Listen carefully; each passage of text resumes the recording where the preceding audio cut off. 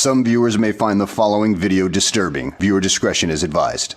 Hey everyone, welcome to the discussion for Endangered, a game of survival by Joe Hopkins. I don't know who Joe Hopkins is. I'm guessing the designer of this game. Let's just double check that. It is. I remember seeing this on a few top 10s. Like, this game came out in 2020. Solo and cooperative. Yeah. Have been some of the lists I've been seeing. Yeah, sure. And I feel like there was this game and there was another game around like wildlife. Like Serengeti. Yeah. Or Safari, something like that. Yeah, and I think Serengeti didn't do too well, but then this one a lot of people really liked. I didn't know anything about it. Like, it was just, I mean, this for some reason was a theme that I just never really looked into. And then bought it out of whim because Barnes & Noble was like, just buy our shit. And then someone recommended it. They're like, hey, it's a solid co-op game. I'm like, oh, it's cooperative. All right, yeah, let's check it out. This is solid. This is actually really, really solid. I am very, very surprised by it. And I think that helps by not knowing really anything going into it.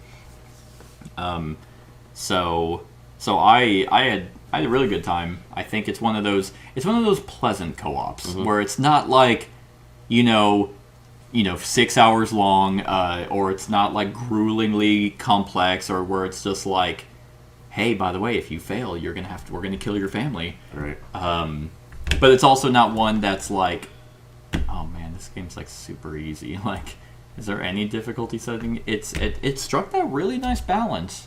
Well, and I could see, because I mean we handled it on our first play. Yeah. For those that want to do a cooperative game that they don't want to win, that because cooperative games are supposed to be really difficult. Yeah. They had difficulty settings. Right. And yes. we played the normal mode. Yeah. For so the tiger scenario, you could have ramped it up, which I don't know what ramping it up looks like. Yeah. So we hadn't done the tiger scenario before, but the hard mode is begin the game with one clear-cutting, persistent impact card. Oh, so one's already. So deforestation is what's ramped a little bit more.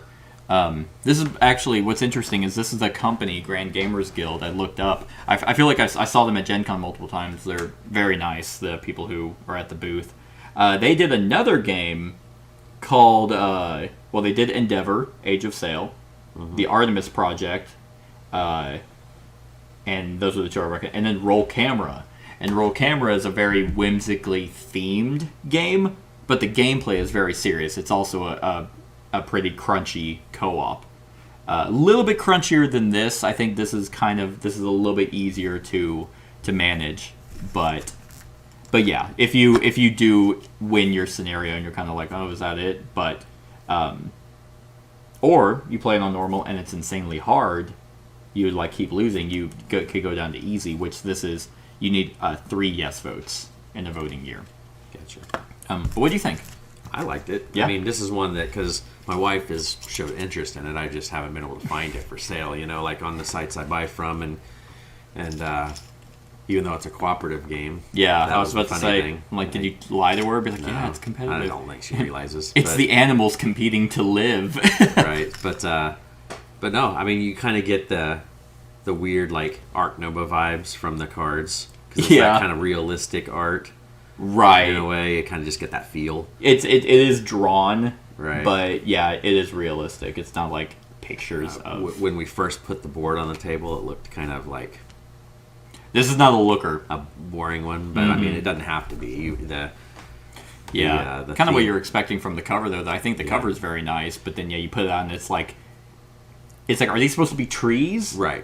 Well, and I don't know what the Kickstarter changed either. True. Because this is just a retail copy, so it's the Barnes & Noble exclusive. Right. So I don't know, because I know that there's more scenarios out there. There's other expansions to this that add more scenarios and all that stuff. But as far as I don't know if the meeples were screen printed or if they were different in the Kickstarter. I don't know. But couldn't find the Kickstarter online. I looked on Kickstarter, I'm like, I'm not finding it. But that would be my one kind of complaint is in this box there's only 2 scenarios. It's the tiger scenario and the sea otter scenario. And I do really like the fact that it this is the board for the tiger scenario, and it's all geared you have the impact cards that are all about information on tigers. Hey, they're poached for their medicine, for Chinese medicine.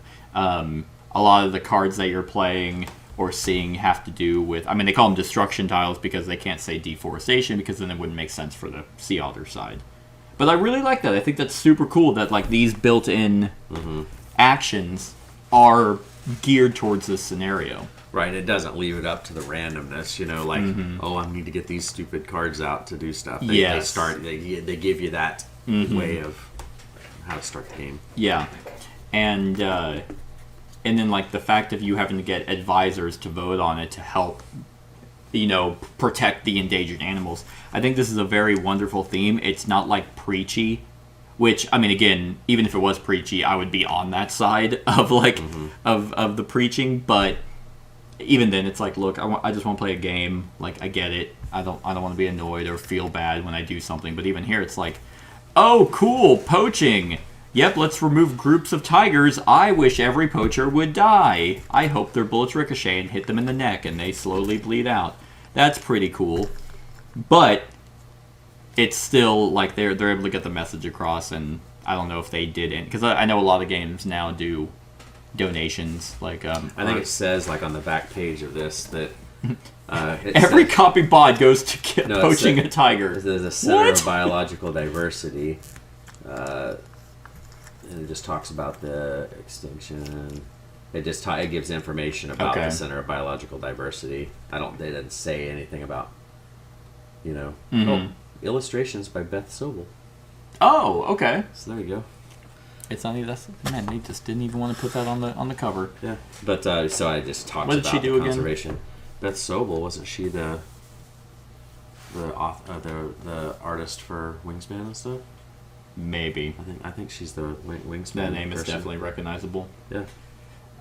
So yeah, but in the retail box, you're only given 2 scenarios, so there's not like a lot of longevity. Definitely, if the Kickstarter version gave a bunch, or if there are expansions out there, which I didn't look it up again. I didn't know. There's 2 expansions, maybe 3, but yeah, it's a. Well, it's showing 10 expansions. Well, it's probably like a little. Yeah, there is the giant panda scenario, monarch butterfly scenario, new species. Okay, so campaign cards, celebrity, so maybe some new characters. But yeah, so in terms of actual scenarios, it looks like there's 2. The giant panda and the monarch butterfly. And then endangered new species.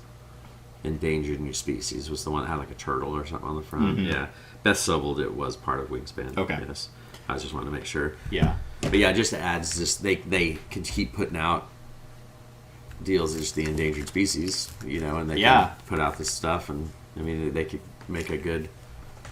I think so. I think they're avenue, especially if it's just scenario based. I mean that just comes with the scenario card. I mean, it's not just. It would be a lot. It's like, because then you need the impact cards, because they have to be geared towards that endangered thing, the meeples and stuff. And I do think that it does need to play different. Like, obviously, tigers are about the deforestation and shit. And then I wonder what they did with the pandas. Well, the oil slick would be I bet the oil. Is the otters. Because I think the other side of this was like oil. Is oil, and the waters, yeah. that was what the otters was. Mm-hmm. I think the most unique part of this game is actually the dice. Like how the dice work, which is very interesting because it's not just like your random, hey, we know we have a pool of dice. Well, right, and that we had that situation come up with this. You want to get a bunch of action spaces out there because there's that limitation. Now, mind you, in a 2-player game, you have to put 2 numbers up. In a 3 or 4-player game, you could have put 2 there. Right. But you rolled all 1s that one time. Yeah.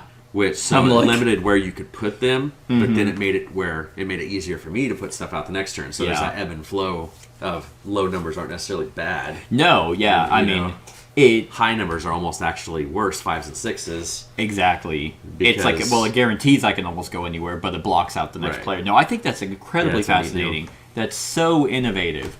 Because, like I said, a lot of games are normally like, oh, okay, it's our turn. Okay, here's our pool of dice. All right, how do we want to use these? I thought I rolled like all the same number on 4 dice again. I'm like, are you kidding me? Well, and what's cool is in a 3 or 4 player game, when we're putting those tokens out, the last person to go gets to choose Another the player. next Yes. player to go first. So Yes. you can kind of mess around with that too. Exactly, because in 3 or 4 players, it's like, okay, awesome. Well, we want to do these actions, so let's have you go so you can pull your dice off of them so they can be Right. done again. Right. So it makes that at a level. And then the year track, I mean, this is a 5-round game for 4 players.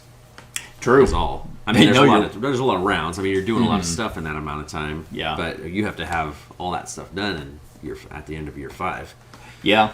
You know, I mean, that's Which is very interesting because, yeah, the ambassador cards aren't dictated by player count. right. So, but it is less action. So in our case, you have until 8 or 9 to get 4 votes, 4 yes votes. That would make that one easier in a 4-player game. That's true. because you'd have Out 4 of player players with the hands. cards and stuff. So. Yeah, that's true.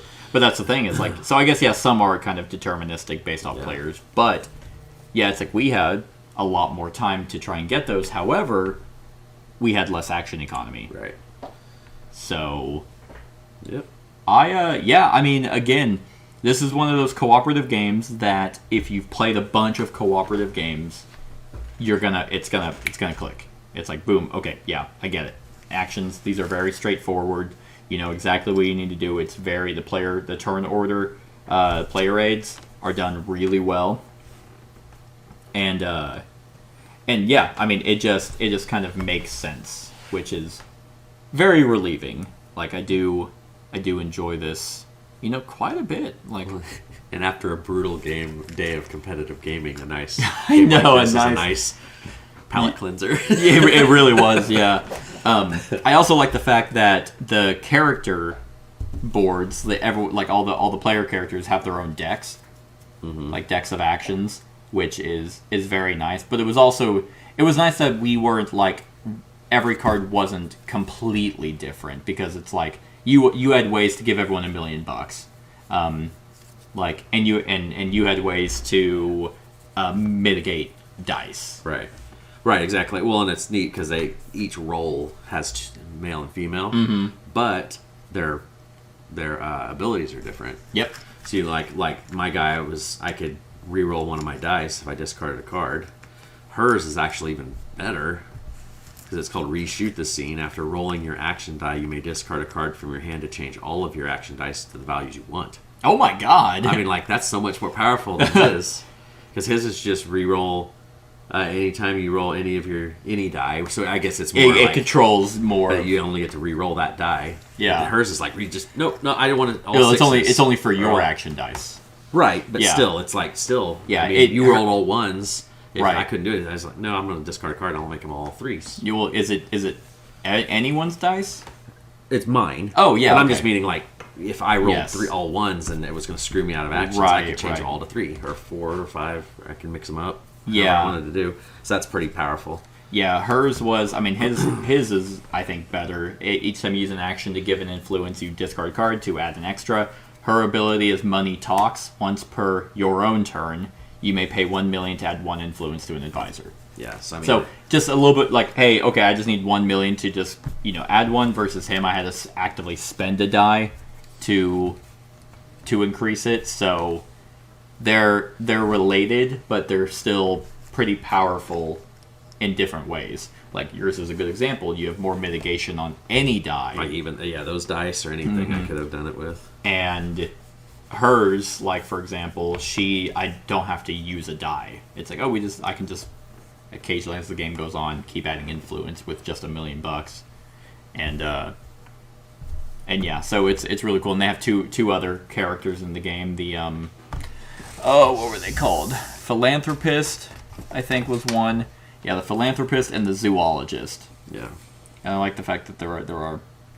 It is nice that they have the male and female on both sides, and the abilities are different, because a lot of games don't do that. Yeah, they're just the same thing. Just want to be the girl or the boy, and it's the same thing. Yeah. But yeah, overall, like extremely solid cooperative game. I mean, I'll be keeping this in my collection. I will definitely want to get the expansions just Yeah. to, and I hope they keep supporting it. Like it's definitely a game that can want for it. You have any negatives on the game? Not particularly. I mean, it's I don't know. It's a solid, and it had enough decisions so it wasn't like a super easy, like lightweight game. It's not heavy by any means, but it's not super light either. Yeah, there's decisions you don't feel like you don't feel like you're going through the motions, just playing where it doesn't matter, but you're also not like, if we don't play efficient, we are going to lose. I feel like this is kind of in that same, it's like in that pandemic, feel, where it's like, you don't have like the true like ebbs and flows of stress, but like, it's kind of like, oh man, like you had to strategize. Okay, we need to do our dice this way this turn, because if we don't, we're kind of going to get hosed. There is randomness in this game, but it's fixable. Yeah. Like our decks had cards that you put out that you could spend money to mitigate, or there's stuff you could do to mitigate. There's cards in there that you could get rid of some of those things, or cards that you could look at the top. There's ways. It wasn't just like, oh, you rolled a dice, you're fucked. Yeah, no, exactly. Like there were several ways that you could, like his ability, re-roll dice. Yeah, I mean, I actively had, like, research was an action, reveal the top card of the impact deck, then discard it and put it back on top. And we actively chose to not play those cards, to have them as an option. We were just kind of going by what they were. And that could have been to the downfall of us. Right. And if we lost that way, we would have been like, well, we didn't mitigate it in any way, so we kind of had to hope. It is kind of weird. Like, I think the only thing is, like, the offspring is kind of odd. But I guess what they're wanting is they're constantly mating, so then, like, it increases your odds of them dying. Yeah. So it's pretty easy. Like, chances are that they're always gonna mate, but sometimes they won't. Yeah, because I mean, if you didn't have mitigation and we rolled the wrong number, you could just wipe out a whole damn herd. That's true, and then we wouldn't. And then we'd lose beat India, and then we would have had to, like, okay, well, I think we still would have gotten it just by the sheer. There's in this case, there weren't, like, a whole lot of ways to remove influence, and we had a lot of ways to add it. So yeah, I think there is room for improvement on, adding more difficulty or more variation. So that I would like to see. But again, overall, I think it's extremely solid. My main negative is I think this board is fucking ugly. Yeah. It's not pleasant to look at. It's a grid. That's literally all it is. The deforestation, I didn't even know what they were whenever I first saw them. It looks weird. I'm like, is that a bundle of hay? Like, I mean, the oil I thought that looks like clouds. It depends on what it looks like on the water on the other side. Sure, but even then, it's like, because the art on the cards is good. So at least that's nice. I almost would have preferred, though, like, a really pretty designed board, and I almost would have liked the Arc Nova art. I would have actually much rather preferred real life, because they're real life animals. So, like, the one on Relocate, that looks like a picture of an actual tiger. Right. And I think the stock art in Arc Nova enhances that experience, because it's like, well, zoos are real. And endangered animals are real, so it's like, it's kind of weird, odd that they did go the art route instead of doing that. So I don't know. But yeah, extremely solid, very surprising. And it's not a super expensive game either. No, especially if you get it for half off. Right, I mean, just even MSRP is not. I think it was like $30, right? Something like that. Yes, I mean, considering for me it was 15. Right, so that's a pretty cheap game. I mean, you're getting a good game, even though there are corners cut. With not corners cut, but sure, a design choice, I guess. I am very curious what the Kickstarter. Are you sure they went on Kickstarter? I will find it. Okay. I just don't want to dig on it while we're recording. Sure. I'd be very curious to see what that enhanced. It's like deluxe art version. I'd be like, you suck. Yeah. But yeah. So on a scale of 1 to 10, what would you give Endangered? I think I really wish they didn't add that. Fucking shut up. To put your name at the bottom, then just don't.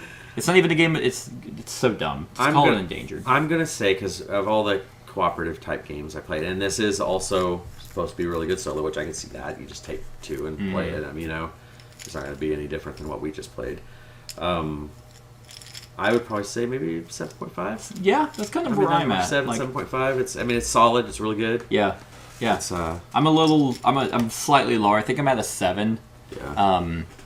And it would be, I could see an 8, maybe an 8.5 if there was just, there still needs to be more content. Right now, I don't have any of the expansions, and even looking them up, there's not a lot. Like, I'd expect, like, 10 scenarios, or something like that. Like, a bunch of Endangered scenarios, but you're still very limited. Like, you need the meeples, you need the cards, you need the board. So maybe that's why, and if they plan on continuing to support it, then that's great, and it'll only go up. But right now, kind of base game, it's sitting at a 7. Yep. All right. Well, that's our thoughts on Endangered, everyone. Let us know what you think of the game in the comments below. Other than that, like, comment, share, and subscribe, and have a wonderful whatever time of day it is for you. Hey everyone, thank you for watching, and I really hope that you enjoyed the video. If you would like to see more of my content, go ahead and click that subscribe button and the bell to be notified whenever I upload any new content. If you feel like supporting the channel, you can go ahead and click that Patreon link to be taken to my Patreon, and any help is truly appreciated. Other than that, stick around for any other run-throughs or reviews or cool top 10s or whatever I feel like putting on. Other than that, like, comment, share, and subscribe, and have a wonderful whatever time of day it is for you.